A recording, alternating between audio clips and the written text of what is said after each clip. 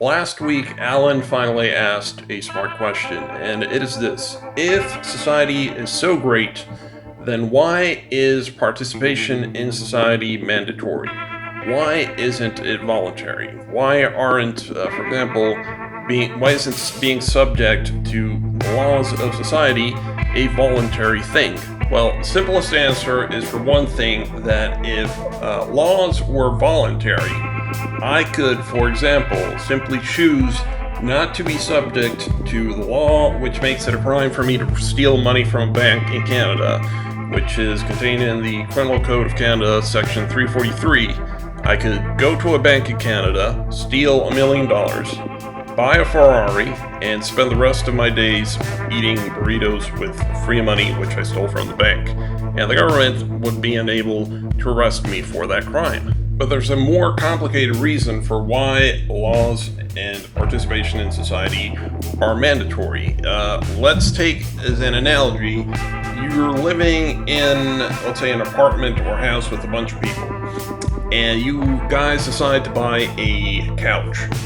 What's the problem here? You guys all need to move the couch into the house so that you can all benefit from the benefit of having a couch. Now, if you all divide the weight of the sofa equally, let's say it's a 300-pound sofa and there's 6 of you, you all only have to carry 50 pounds. But let's say one of you is an asshole and he fakes carrying the sofa. He's not actually doing any effort. That means that the 50 pounds that he would be carrying is now going to be distributed to the other 5 people that are carrying the couch. Instead of 50 pounds, now everybody else needs to carry 60 pounds because one guy is slacking off. Now, under game theory, your optimal strategy would be to not help carry the couch. Because in that situation, you would get 100% of the benefit of the couch being in your living room, but you did 0 effort. So in order to prevent that situation in which one freeloader benefits from the effort of everybody else, carrying the sofa is mandatory in order to prevent one guy from exploiting everybody else. Now, how does this analogy apply? We know from Alan's criminal record that there is at least one product of society which he uses, and that is roads. Roads provide a benefit for the public at large. You can move products, you can move people around. The benefits are not only direct in the sense that you personally can go from point A to point B, but you also indirectly benefit from other people being able to use those roads. Now, because the benefit is to society at large, society decided that the cost of maintaining and building those roads is spread out equally over everybody. That is why paying taxes to build roads is mandatory in order to prevent people like Alan from using roads without paying for them. Or to use a more recent example, recently we discussed the case of Santos Bonacci, who was incarcerated for using a toll road without paying tolls.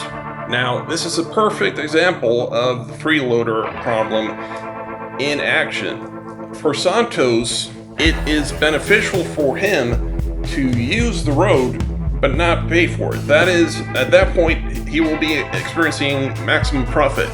He doesn't pay anything, but he gets 100% of a benefit. Now, the problem, though, is that, let's say Santos stops paying, let's say it's $100 a year in tolls that he isn't paying. Those $100 that he doesn't pay now have to be paid by everybody else who is actually following the rules and paying the tolls that pay for the construction and maintenance of the road. Santos' failure to pay passes the cost on to other people.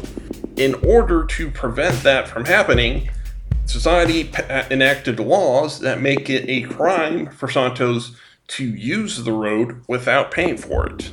Now, roads are not the only benefit that comes from living and participating in society. Let's say Alan wants to eat some chicken for dinner. If he goes to a store and buys some chicken, that chicken is going to be inspected by a government inspector. That inspection is tax funded. In the United States, it's done by the USDA. I'm not sure what the Canadian equivalent is. Not only that, my chicken breast or chicken thigh costs less than it would cost normally because the price of chicken is heavily subsidized by the government. And even if it wasn't subsidized, the fact that there is chicken available to be purchased is itself a benefit. Agricultural policy is done by the government to ensure a stable and regular supply of food for the country. As an example, the government put satellites in space to measure precipitation, temperature, weather, and predict when it's ideal to plant corn, to plant wheat, so that we have a stable and steady supply of basic essential needs like food. That is a benefit of society, which Alan and everybody listening to this video benefits from. Burnaby49, a regular poster over on the Qualus forum, has one favorite example of a benefit which freemen and sovereign citizens in Canada utilize but do not want to pay for. Quote, I can absolutely guarantee that all of these freeloaders have one piece of government ID on that list, their health card. It's necessary to access our free, read taxpayer-funded medical system.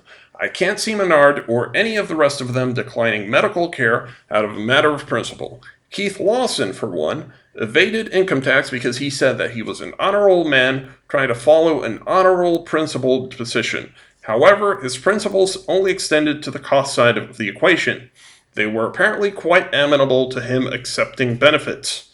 At his sentencing hearing, he tried to get out of a jail sentence by using the argument that he needed constant and extensive specialized medical care that he didn't think he'd get in jail.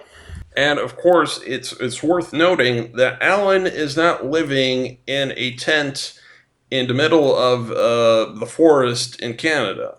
No, he's trying to live in a first world country with first world infrastructure, power, electricity, and as proven by the dozens of comments he leaves me every day, he has access to internet, which the internet is something that only exists because the government funded investment and research into the development of networks and computers. I believe it's Mark Stevens who likes to frame this question in the following way. What is the evidence that physical presence within the borders of Canada makes you subject to the laws of Canada? And the answer to that is that physical presence within the borders of Canada is itself a benefit. And Alan can verify this by simply asking himself a very simple question and answering it honestly.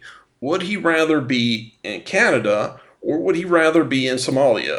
Obviously, the answer to that is that Alan would prefer to remain within the imaginary borders of Canada because merely being within those borders means you are exposed to a lower rate of crime than other countries. It means you're not exposed to civil war, you're not exposed to famine, you have access to first world infrastructure, healthcare, all that type of stuff.